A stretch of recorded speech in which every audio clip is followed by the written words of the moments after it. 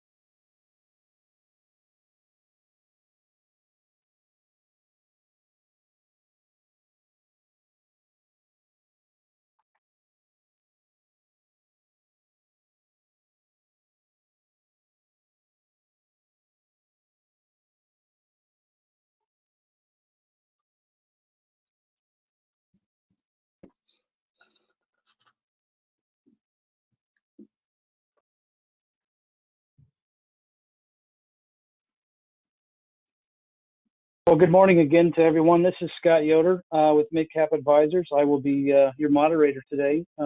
Thank you so much for carving time out of your busy schedule to be part of our conversation today regarding the impact of COVID on healthcare private equity transactions. We have a lot to cover today, and we'll do our best to save some time at the end to answer any questions that the attendees might have.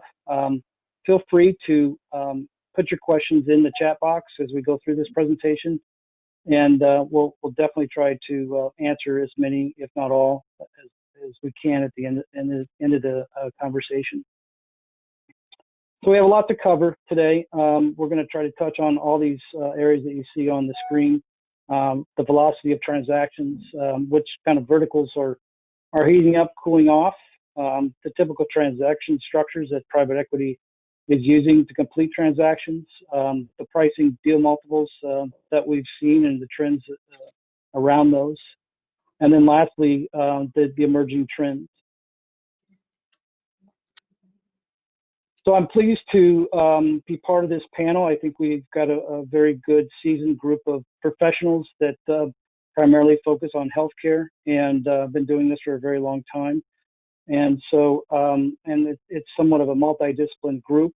So we have Sue with Sax, my colleague Bob Goodman with MidCap, and then Grace and Peter with Wilentz, Goldman, and Spitzer. So before we get started, I'd like maybe each of the panelists to quickly introduce themselves, tell us a little bit about your background and the firm. So Sue, do you mind kicking us off? Sure, thanks, Scott. Good morning, I'm Susan Reed from Sax LLP. We're a regional accounting firm with offices in New York and New Jersey. I head up our healthcare team, which provides services to physician practices, outpatient facilities, and other healthcare entities. Our team focuses on providing cutting-edge advice to help practices navigate these ever-challenging times. We've been involved with creating supergroups and MSOs, as well as assisting clients through mergers and acquisitions. Thank you, Sue. Bob? Hi, my name is Bob Goodman. I'm a vice president for healthcare at MidCap. MidCap is a 20-plus-year-old firm. We're basically in the middle markets, and we have a very real appetite for healthcare transactions, mostly on the sell side. But we also like working with platform or potential platform companies and enabling them to move forward. On a personal background side, real quick, my career started in healthcare back in the 70s. I spent a good deal of my career in hospital administration, including a hospital chief executive. I then moved on to other areas, including investment banking, financing, consulting, and I've also been a healthcare business owner of several businesses in the past. And now I'm back involved with the investment banking world. I also sit on the board of 4 not-for-profit healthcare organizations, 3 of which I am an officer. 1 is chair and 2 is treasurer. Thanks. Look forward to talking to you guys. Thank you, Bob. Grace. Hi, I'm Grace Mack. I'm a shareholder at the law firm of Wilentz, Goldman Spitzer. Wilentz is a full-service law firm that's been around for over 100 years. We have offices in New Jersey, New York, and Pennsylvania. I'm co-chair of the Health Law Department, and I've been representing physicians for over 30 years. I'm a member and involved in the American Health Lawyers Association, the Health and Hospital Law section of the New Jersey Bar, and I'm also a member of the American Telemedicine Association. And I want to thank all of you for joining us this morning for what should be an interesting discussion. Thank you, Grace. Peter? Good morning, everyone. Peter Greenbaum. I'm the co-chair of the corporate group at Wilentz, Goldman Spitzer. My area of expertise is in M&A work, reorganization, everything from the formation of an entity through its life cycle, and sort of general counseling and general regulatory advice in all industries, but with a particular focus on the healthcare industry. And I look forward to chatting with everybody on this panel. Thank you, everyone. So let's get started. I think we're going to kick it off with Bob. And Bob, could you just kind of give us a little bit of background on kind of the trends and the history with private equity investing in healthcare, and kind of bring us up to current times and what you have seen? Sure. Thanks, Scott. Back in the 90s is where we started to see a real trend towards practice consolidation by various companies out there, including some publicly traded companies, and we certainly saw hospitals doing the same in the beginnings of acquiring physician practices.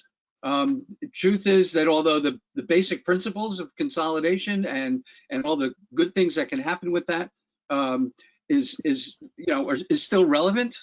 So I think that's worked, but where we fell short, because it was not a pretty beginning at all, is the alignment of interests between the owners as well as the acquirers, and so these and the incentives, they were just off. And again, it was a great learning experience.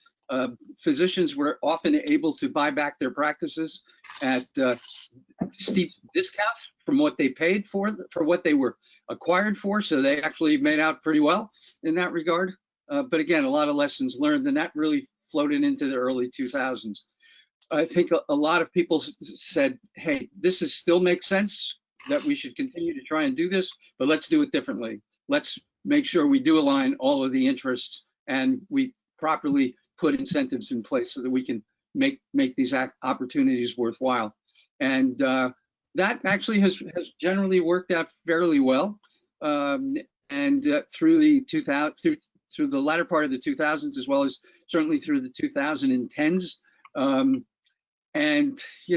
then COVID hit, and that has caused a lot of things to take place. It's put a number of transactions on hold. Some of it related to the fact that practices have shut down or partially shut down.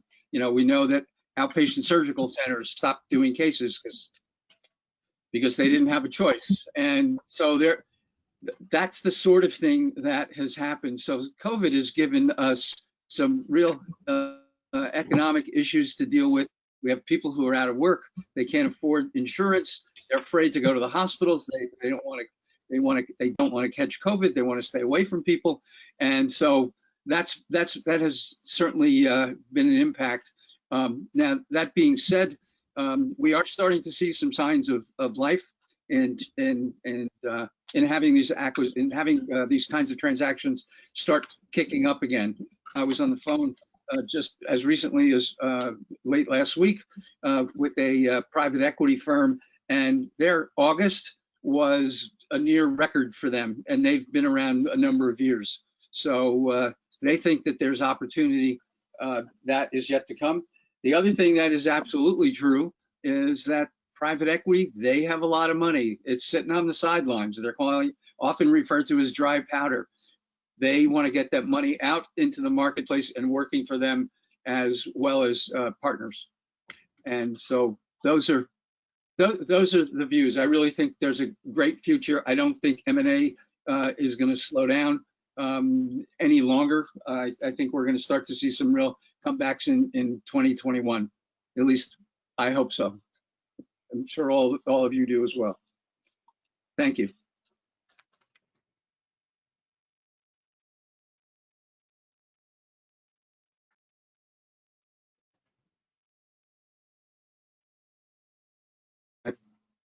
Peter, I think this is you. Yes, Scott, are you introducing it? Yeah. Sorry, guys, I was on mute. So Bob was just walked us through kind of the history of transactions by private equity in the healthcare space and kind of where we are today. But what's attracting private equity to invest in the healthcare space, Peter?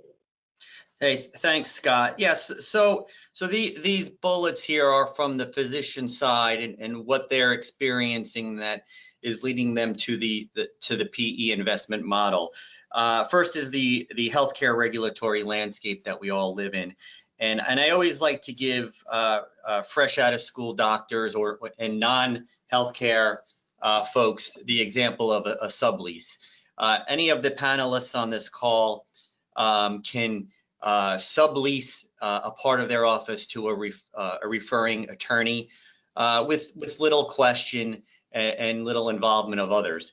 However, if you do that in the healthcare industry, a physician group subleasing space to a referring doc, it implicates a lot of regulatory questions that you need to get through. And that's a very simple one, and hopefully everybody on this call knows at least the basics on that. But there are certainly a lot more detailed regulations that are not so simple on its face. And so when we get asked questions, how do I structure certain deals? How do I do a deal? What's to think about?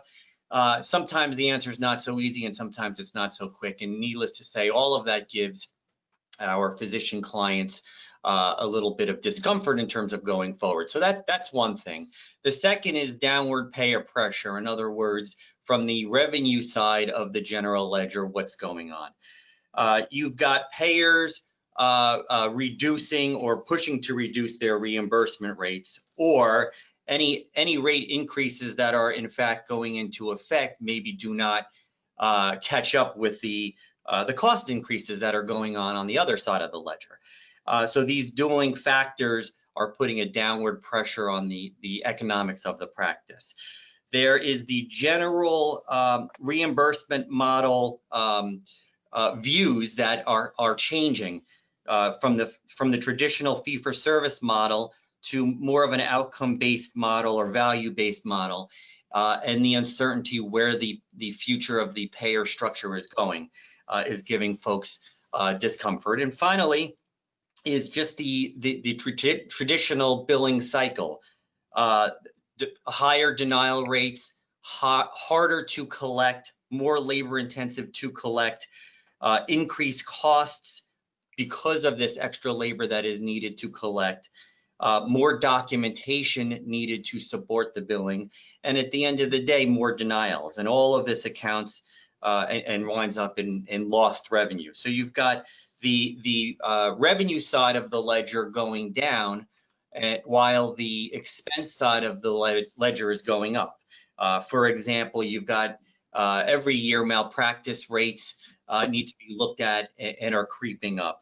You've got the current IT infrastructure, for example, and the costs associated with that. The rollout of EMR, the maintenance of EMR, all of this has a great deal of expenses that are behind it, and the ever-changing level of documentation also increasing expenses. So all of these things combined lead to cash flow issues. You've got higher expenses, lower revenue, the billing, the normal billing cycle of anywhere between 60 to 90 days has a cash flow crunch on the practice. And so from the financial aspect, when all of these are looked at, the PE investment partner is an attractive alternative. Needless to say, with all the regulations come more administrative oversight. We say documentation. backup. It's just more paperwork everywhere groups are looking. And it's this crunch that the groups don't want to have to oversee. On top of it is the staffing oversight that needs to be done. On top of that is the financial oversight that needs to be done. And so all of this combined is it has the groups looking at a private investment partner who has the back office skills to take this off the physicians' plates, let them focus on clinical care, not have to focus on all of this other ancillary stuff, and really just take it off their plate.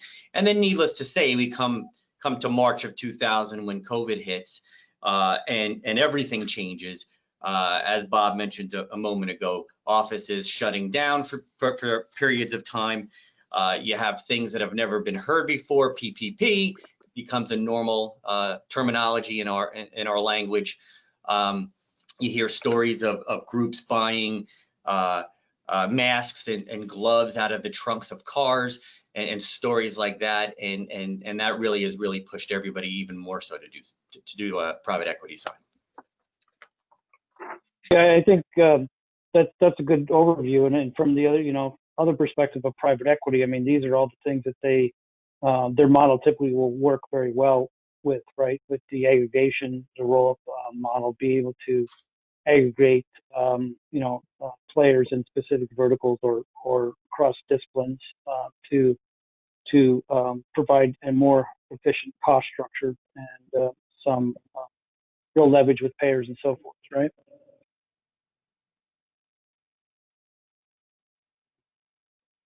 Yep, so, exactly. So Sue, are these what are you seeing from your clients? Why are they turning to private equity? I mean, Peter just kind of walked us through kind of what he's seeing. Are you seeing the same thing? Or are you seeing different things? Yeah, no, I'm really seeing more a continuation of what Peter has been talking about. Even before the pandemic, uncertainty about the future was really driving most private equity transactions. Loss of negotiating power with payers, difficulty attracting talent, lack of succession options are all challenges that practices, we're facing and will continue to face. And now we add, as Pete said, the pandemic to the mix, and you're going to see even more practices looking for a stable business partner. But let's think about a few other things that, are occurring as well. The pandemic has certainly shined a spotlight on a practice's IT infrastructure. Telehealth is really gaining traction. In fact, many clients say that telehealth is going to be a growing part of their practice going forward. We know that artificial intelligence is being deployed. Electronic medical records are becoming more sophisticated. And while there's many efficiencies to be gained with this technology, they certainly require a large investment of capital. And then if there's a change in the occupant of the White House, there's certainly going to be a change in tax rates. A Biden tax plan includes increasing the capital gains rates for the highest earners from 23.8% to 39.6%. Add to this the fact that almost all states are going to be under pressure to raise taxes as well, and a transaction could cost 15 to 20% more just with a tax change. Yeah, I mean, a lot of pressures to consider the private equity model. If a practice wants to consider that, what does it look like? What's a typical arrangement with private equity? Thanks, Scott. I want to key in on 3 words that are in the first bullet, and that is that what private equity firms are. They are strategic in nature. They provide capital for growth and other related things, and they are partners, and they really are the practice's partners. So I think that needs to be understood as a basic element to all of this. With regard to deal structure and elements, I think that we're going to get into some of that a little bit later in some greater detail. But in general, what we're seeing are transactions where the private equity firm is certainly buying a majority interest, whether it's 70% or 65 or 80% or something like that.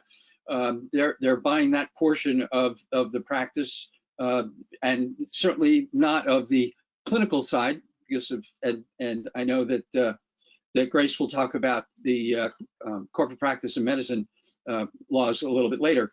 But they're taking on all of the non-clinical areas, and so they're buying into that. They're creating and using the MSO model with the balance that the owners are keeping, whether it's 20% or 30% or whatever the number might be. That often is put into the MSO as rollover equity, and it allows potentially for a second bite at the apple, which I know Peter will talk about also. And that is when there's another transaction down the road after there's been a roll up that you've been a part of for maybe a couple of years. They sell it again. So the MSO model, and we all will touch on this and have to some extent. It's for giving substance for the management team. It's and taking a lot of the business responsibilities away from the physicians so that they can primarily see patients as much as they want to, and hopefully they want to do that a lot. I think they also offer physicians the opportunity to learn more about marketing and how they can increase their referral sources and how they can get more patients in the door, and whether that's through social media or webinars or some other methodologies. It's nice to have some professionals that you're working with, some professional managers, than trying to bootstrap some of those things yourself.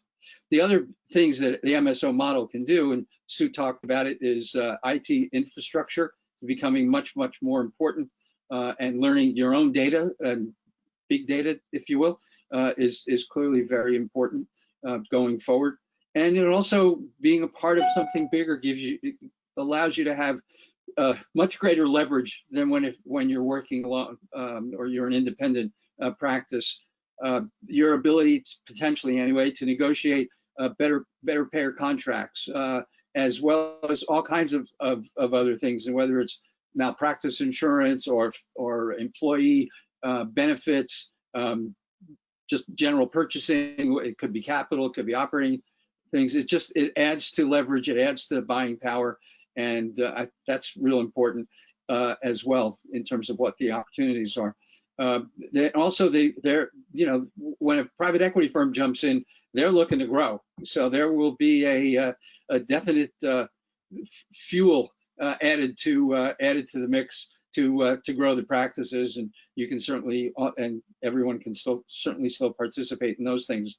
I also think it lends, and I think Sue used the word a few minutes ago, it also does lend a degree of stability overall to the practice, even as it's growing, because typically you're doing it in a very strategic and planned out way. The types of transactions that we've seen, and I mentioned it earlier in our introduction, the creation of platform companies or the further development and growth of the platform companies is one area that we find particularly interesting and exciting. And then on the sell side, there are a lot of add-on acquisitions that are, well, it's on the M&A side, really, overall, buy and sell, the add-on acquisitions to existing platforms. You take you pick the specialty, and you combine 4 or 5 practices together, and then a year from now, they're adding on other practices. So the private equity firms will work really hard with you in order to achieve those kinds of things. And Scott, next. Okay.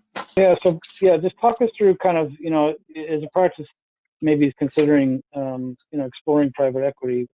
Which practices maybe are more attractive at this point in time to private equity, and which maybe are not so. Right. So sometimes it flips back and forth a little bit, where some practices are hot today but maybe not so much tomorrow, and then they might get hot again next week. I'm obviously over dramatizing that, but you get the point. I think one of the things that I find very attractive about certain kinds of practices, some of which are listed here, is those that have multiple sources of revenues. The urology I'll use as what I think is an excellent example. You know, they have patient visits to the office. They do surgery in the office. They do surgery typically in outpatient centers. Urologists also often are involved as investors in lithotripsy centers. And so again, other source of revenue. And also we've seen a number of urology practices throughout the country that have acquired their own radiation therapy equipment. And so they're providing that service as well, all within the confines of a practice, and oftentimes a growing practice. So urology, for those kinds of reasons, we think remains hot. I think orthopedics is similar in nature because, again, multiple sources of revenues. The dental market has really been hot. The DSOs, the dental service organizations, there are quite a few, some really hot companies that are out there these days, and they're growing. The number of them are already private equity backed, some not so much. Some are still being funded in a bootstrap kind of way, but I think as they look to grow further, I think they're going to have no choice but to bring a capital partner in, especially one that can be strategic and really help with certain management elements. So I think that those are the kinds of things that I see as being hot. I view the outpatient service area in general as being kind of hot. Now, that being said, and I'll use both PT and radiology or diagnostic imaging centers as arguably potentially not so hot. I think for a couple of reasons. There already are a number of publicly traded or platform companies that are out there in a couple of instances, and some are public, some are not. But we're also seeing or continuing to see the downward pressure of reimbursement in those areas. I got an email earlier today from the Physical Therapy Association, you know, still trying to get support to try to not get 8 or 9 or 10% cut, which is what's being planned. The same thing in radiology. There's a lot of real concern in that. Now, in my mind, yeah, that's true, and those areas have gone through these kinds of changes for a number of years, and they're still going to go through those changes. That being said, I think it's opportunistic because I think the smaller players are going to want to join in with the bigger players for the kinds of reasons that we've talked about already, vis-a-vis the MSO model and leverage with potentially, again, payer contracts and reducing certain expenses and further use of in some instances telehealth. I think Susan's right about artificial intelligence, so we're seeing a fair amount that really growing in the radiology space. And telehealth is definitely here to stay. Some practices will use it more than others, and we'll see, because it doesn't look like the reimbursement is going to change, although we anticipated at one point for sure that it was. Hopefully it'll remain where it's been during this COVID period. And ASC's cooled off a bit because, quite frankly, they shut down, as we've commented before, and as most of you know. So, but those will come back. But there's also already been a lot of consolidation, a lot of hospital joint ventures with a lot of the management companies that are out there. So again, I think there's a mixture of things, and it's really hard to create an absolutely these are hot and these are cold, but because again, some of it's moving targets in some respects. So with that, Scott, back to you, sir. Thank you, Bob. Sue, kind of how is your client base thinking about their business today as it's gone through COVID, and kind of what's their appetite at this stage with maybe doing a transaction with private equity? Yeah, I'd like to start my answer by taking a look at this recovery timeline that McKinsey Global Institute and Oxford Economics modeled. And I'm sorry, it is a little bit small, but they developed this exhibit using input from global executives. For most industries, they see a minimum of a 5-year recovery period. And unfortunately, among smaller businesses, recovery is expected to take even longer, with many probably not reopening. It's certainly a sobering picture. However, if you look at the last line on the list, you'll see the industry with the quickest projected recovery timeline is healthcare. So As Bob mentioned earlier, we know there are billions of dollars of dry powder sitting on the sidelines, and private equity certainly will be looking to invest in those industries with shorter recovery time, and healthcare clearly tops the list. But as Bob mentions, there are certainly transactions still going on. We are seeing activity with ophthalmology and OBGYN. The dental market, as he mentioned, is heating back up. In fact, a broker I was speaking with advised that transaction levels are up and he expects a big fourth quarter. He also advised one big difference is that lenders are back on board after lending has essentially ground to a halt during the early months of COVID. Now, in regard to preparation for doing a transaction, all practices should update their goals to reflect the current reality. You also need to make sure you update your strategic plans to incorporate the new normal. Maybe you're never going to get back to seeing 40 patients in a day, or that you're going to have to integrate telehealth into your solution to keep your patient flow going. Groups should also update their acquisition needs.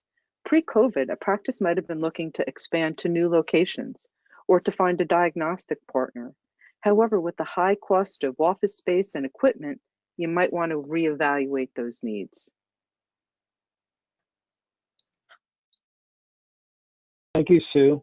So moving on, what's the next step, Peter, regarding kind of how you would approach, seeking an investment? Kind of what are the things you need to do to prepare for such a transaction? Yeah, thanks, Scott. Yeah, these are some practical tips that everyone should think about. One is getting a team together. What I always counsel clients who are selling at the beginning is, getting their expectations in line. It is not an overnight quick task to sell your practice. There is a timeline involved and a lot of activity internally that's involved. And so to get from the actual idea of selling to the actual closing of a deal can take upwards of 6+9 months. It's a fair amount of time. And so to help with that process in terms of cutting back on the timeline and trying to make things as easy as possible for the doctors, because understanding that they still need to run their practice, it's always good to have a team behind you that understands these types of transactions, and specifically in the healthcare space. So there are, the industries or the professionals that are on the panel here. That's the type of professions you really need behind you. You need a good accountant, again, somebody specializing in healthcare, because from the tax side of things and the structural side of things, everything touches on the finances and tax questions. The banking side or the banker side, again, having somebody that focuses on healthcare really helps the process. They know the market, they know the buyers and the players for the specialties that you're talking about. And obviously the attorneys, having them on board and healthcare specialists. And also in a group, having somebody within the group itself be the spokesperson. It becomes unwieldy to have multiple physicians trying to make the decisions. And so what we typically recommend is have one or two of the doctors in the group be the spokesperson for the group. And that's not to suggest you cut out the rest of the physicians from the discussions, but rather have all of the questions, the comments, the thoughts go through one or two people who coordinate everything with the professionals, and then from time to time the professionals come in and update the entire group as to the status of things. Needless to say, the private equity investor is going to have a lot of professionals on their side, tax, HR, compliance, legal, the list goes on and on when they are investing in the business, and therefore you need folks on both sides who sort of understand the process. You also need to understand that the goals of the group themselves, the doctors themselves. There are young doctors, there are old doctors, closer to retirement. What do they want from the deal? You may have an older, closer to retiring physician who is really wants to cash out and get out, whereas you have a younger physician earlier in his or her professional timeline where they want to stay around for a while. And obviously those are two differing goals, and that's got to be put in line and put in the package with the private equity investor. From an organization perspective, or Sue touched upon this earlier, there's a great deal of identification of a private equity partner, a lot of pre-activity that goes on, cleaning up the books, establishing a data room, uploading all of the practices, documents, financials, information, et cetera, into that data room. And the more the group can be organized, the easier the process is. These types of deals may trigger third-party consents, whether those third-party consents or notices are licensure in nature or whether they're contractual in nature. And so the more organized the group is earlier in the process, it makes the process that much smoother and quicker to the finish line. And then lastly, the two last bullets sort of go together, which is the equity side and the liquidity side. Bob mentioned it earlier. On all of the private equity deals, the private equity partner wants some type of rollover equity, give or take 30%, such that the selling doctors retain ownership in the post-closing business venture. It's called skin in the game, as folks say, or as Bob mentioned, a second bite of the apple, because what then eventually happens is the private equity partner will then do add-ons of other practices with the idea of eventually selling the entire package later on down the line. And so the doctors who hold that equity, again, get a second cash out. And important to realize that oftentimes the ownership up until that point is tied to employment. In other words, the private equity side is going to want and expect that the physicians are going to stay around post-closing for a period of time, continue working, continue seeing patients, et cetera. And to the extent that they don't stay around for a specified period of time, that may affect their end result in terms of a cash out, because oftentimes, and if not most of the time, the ownership in the management company post-closing is tied to employment. So these are things to think about as you're going along. And again, the process can be cumbersome. So the more you can do and more you can be organized, the hopefully quicker and easier it is. Yeah, good advice. We're kind of short on time, so Margaret, do you mind just advancing the next slide? Make sure we cover some other areas. Sue, do you mind taking this one? Really, kind of how do you mitigate kind of for your clients, the COVID downfall to their financials? How do you help them through that exercise to hopefully get them to a point where they can normalize their financials and trade at a higher number? Yes, Scott, you're certainly right. When we're looking at practice financials now, we're going to need to understand how COVID has impacted practice resources and, most importantly, the revenue cycle. Historical benchmarks aren't going to be accurate in a current valuation environment. So my suggestion is to normalize your financial statements by segregating all pandemic funding and expenses into separate accounts in your general ledger. This will certainly also be of benefit when you need to gather information related to pandemic funding, which Grace is going to review shortly. In regard to practice valuations overall, we have to keep in mind that valuations are forward-looking based off of historical information. Therefore, in order to get an accurate valuation, it's going to be critical that your practice financials clearly lay out the impact of the pandemic. In general, we're seeing a few other trends happening in regard to valuations. Hospitals actually may have a smaller M&A appetite, as they're still reeling with the COVID-related expenses and the impact on their internal financials. But just a couple points to consider. Sellers certainly need to demonstrate the viability of their business or practice and their ability to generate cash flow. Buyers, on the other hand, should be extremely cautious about the risk and uncertainty in the valuation analysis. And you are absolutely going to have to make sure you have documentation to support the need or the desire to get those higher valuations that you're looking for. Thank you, Sue. Grace, do you mind just kind of walking us through kind of the typical regulatory pitfalls or areas that sellers should consider as they consider a transaction with private equity? Yes, thank you, Scott. As Pete referenced earlier, healthcare is different than typical business enterprise private equity transactions.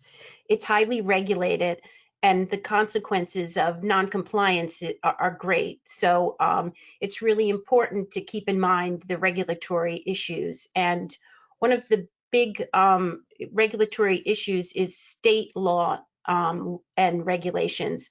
Since many private equity companies are coming in from other states, they may not be familiar with the state in which the provider operates.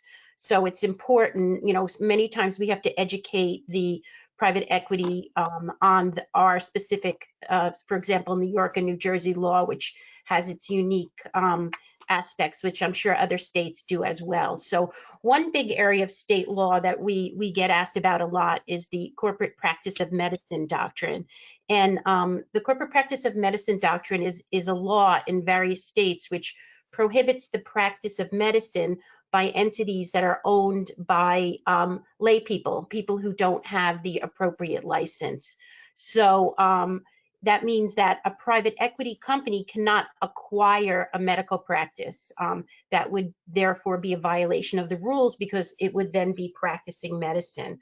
So in order to comply with the corporate practice of medicine, what is typically done is utilizing the MSO structure, which I was alluded to earlier. So the MSO structure is really just a bifurcation of the clinical and the non-clinical aspects of the practice.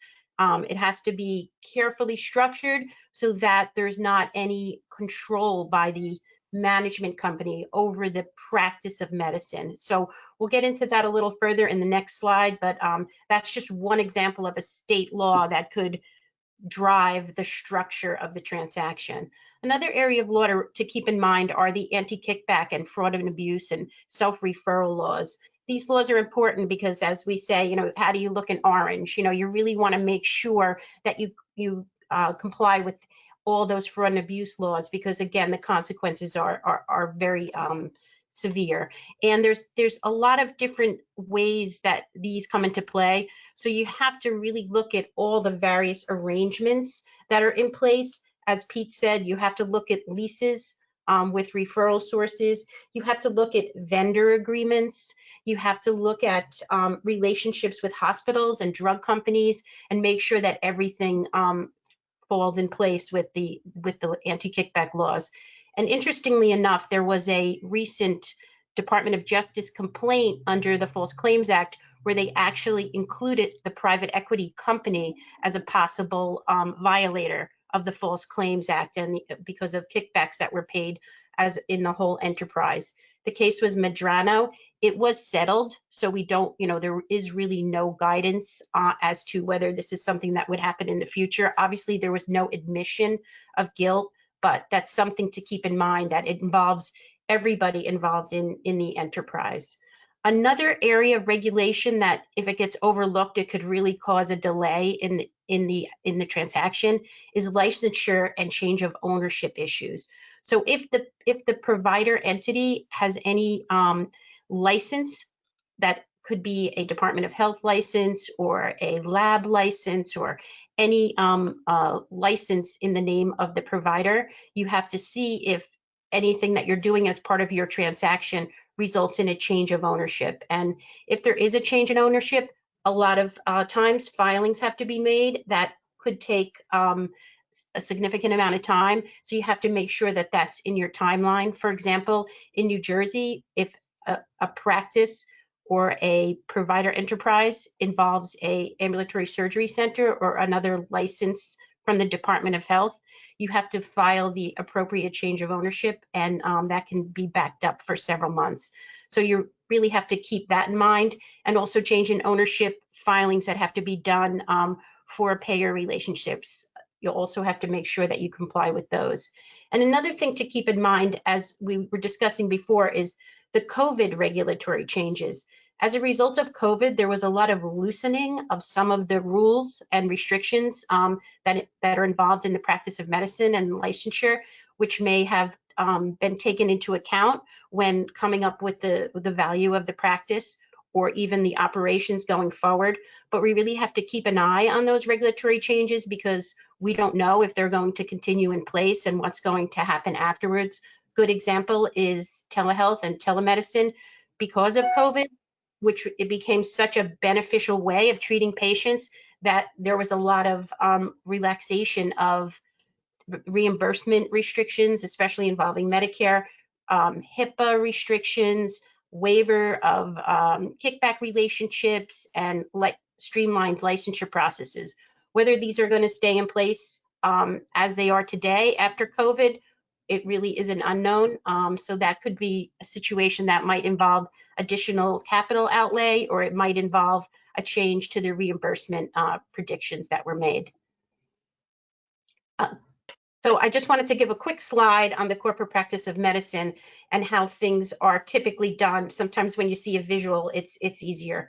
So typically before the transaction, there's a medical group.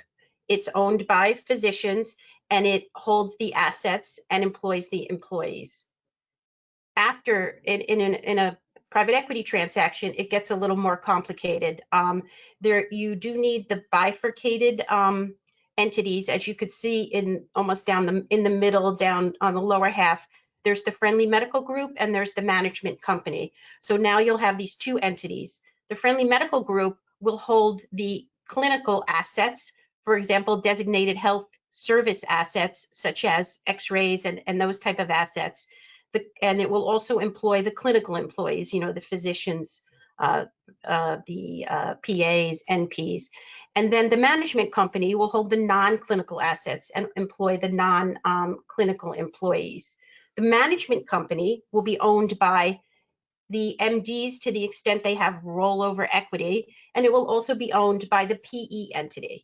And then the friendly medical group has to be owned by an MD or MDs that are licensed.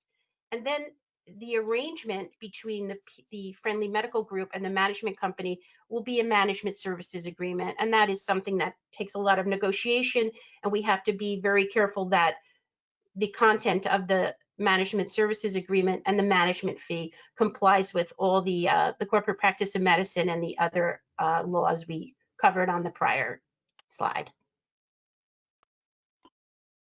I think that's a great slide. Thank you for sharing that, Grace. Do you see that MSO model working in kind of mergers of equals, independent practices that maybe don't have an appetite for private equity right now, but see opportunities to aggregate or utilize, kind of the more efficient business model by merging with other independent practices? Do you see that often?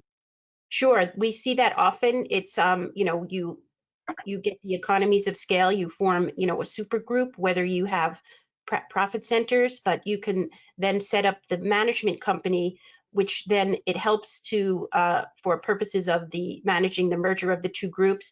But it also has you positioned if in the future you want to do a transaction. It takes away some of the steps that need to be done because you've already moved over the non-clinical assets and the clinical employees. It's a great tool to be used even if you're not doing a private equity deal.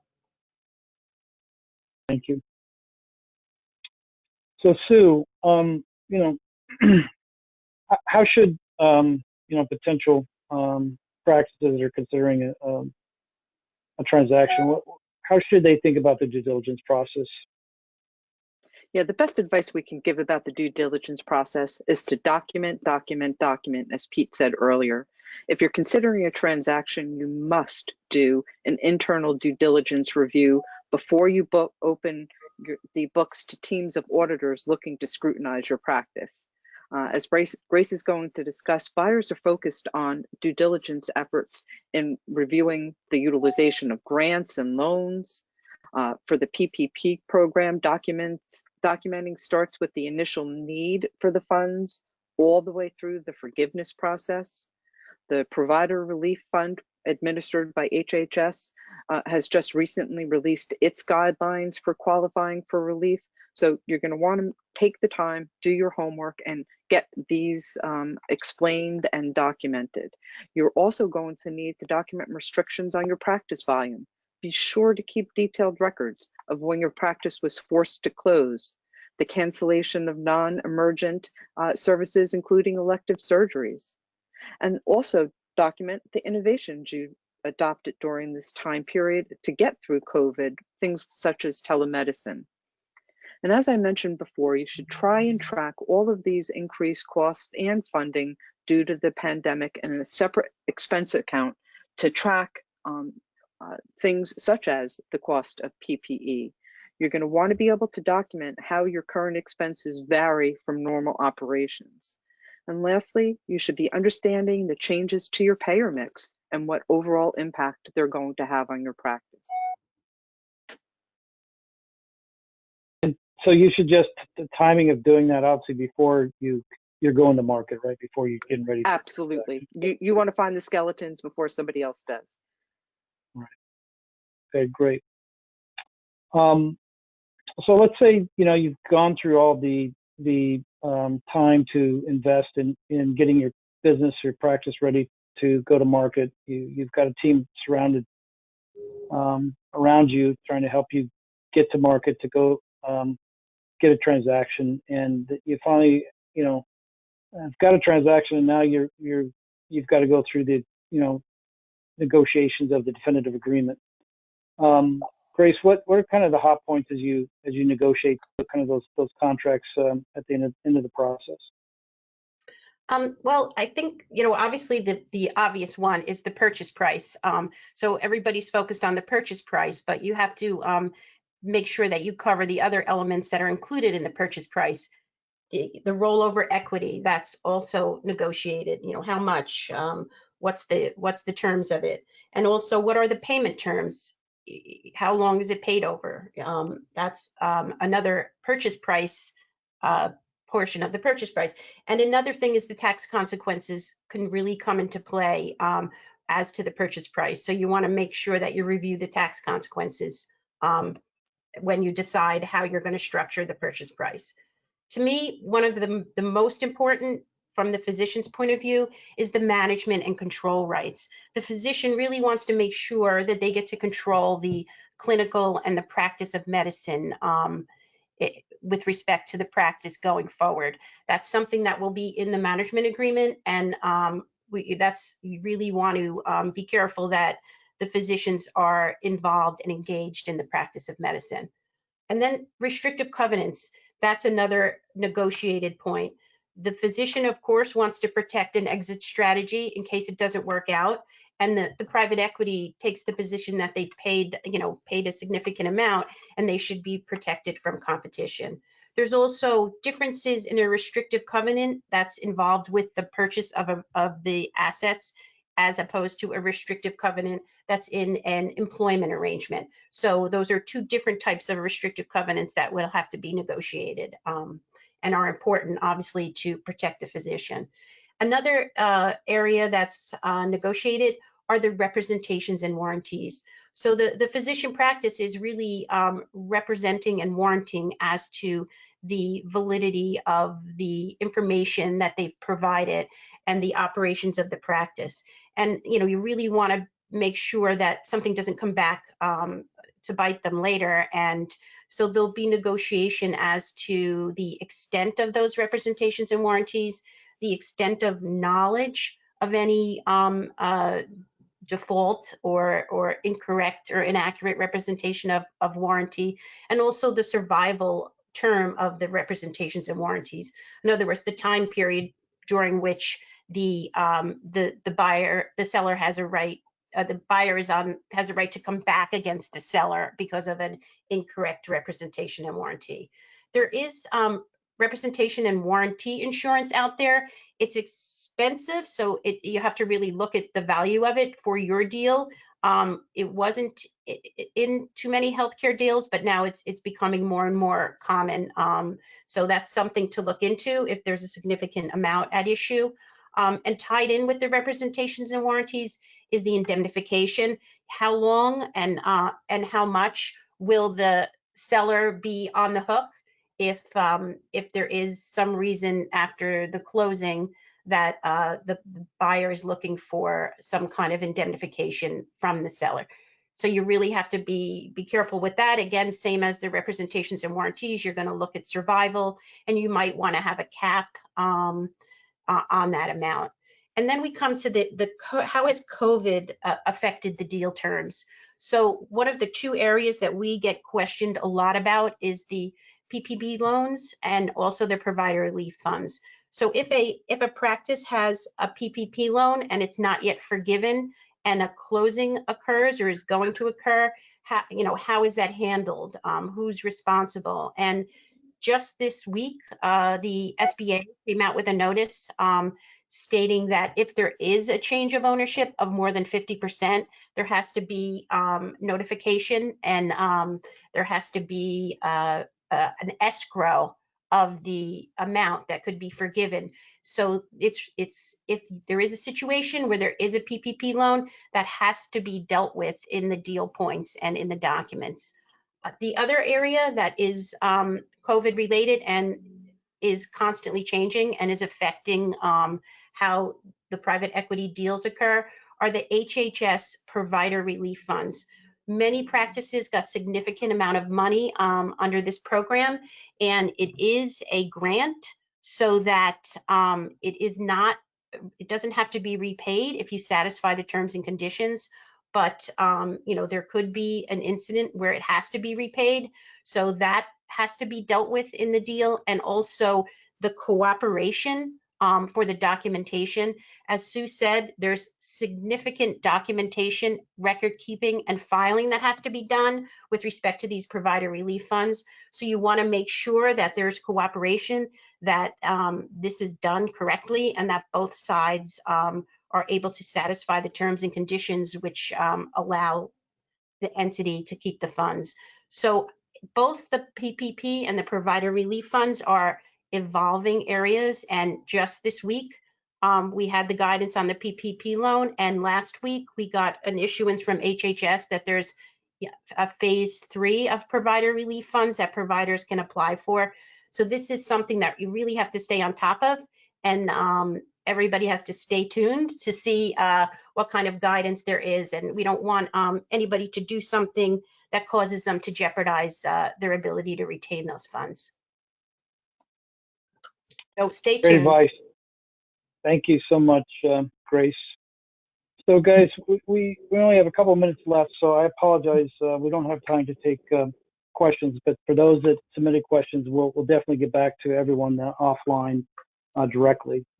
Some final thoughts, I guess, just to sum it up. There was some real momentum before COVID with private equity investing in healthcare. Approximately 350 to 400 transactions consistently over the last 3 or 4 years, with new verticals opening up with investment by private equity, and multiples at a very high level. So it was good times for sellers pre-COVID, and there was some momentum really there. Obviously, COVID has put a pause to all that due to the uncertainty around the practice economics, due to the uncertainty of the debt markets and the lack thereof. But I think one of the slides that I think tells the story is Sue's slide regarding kind of the anticipated comeback of different industries, and healthcare practices being one of the first ones to really come back full steam. So that, coupled with the private equity amount of capital they have that they're looking to deploy, along with the kind of unfreezing of the debt markets, I think we're going to gain momentum back. And as Bob pointed out, I think this is oftentimes dependent upon, the practice's vertical and or the region. So a lot of dynamics depending on, your practice specialty and kind of where you're located and the market happenings in those regional areas. But there's I think some real momentum going to be starting to get regained, starting next year. But as we tried to kind of express through today's discussion, we think it takes a team of collaborative advisors to kind of help you walk through those dynamics and vet those types of opportunities out, and really be able to describe and align the opportunities with your objectives. And then if the decision is made, that they're with you to kind of walk you through that process. Did I miss anything else, guys, before we sign off? No, No, great sounds job. good. Summary. Okay. No? Good Yeah, summaries. so thank you. So as you can see on the screen, and we'll be sending this deck out to everybody. If you guys have any questions or want to get in touch, our contact information is here, and you'll have it in your inbox sometime after we hang up today. But thank you again for everybody's time. Really appreciate it, and hopefully we made some helpful recommendations and insights for you to continue down the path of investigating private equity investment. Thank you again. Goodbye.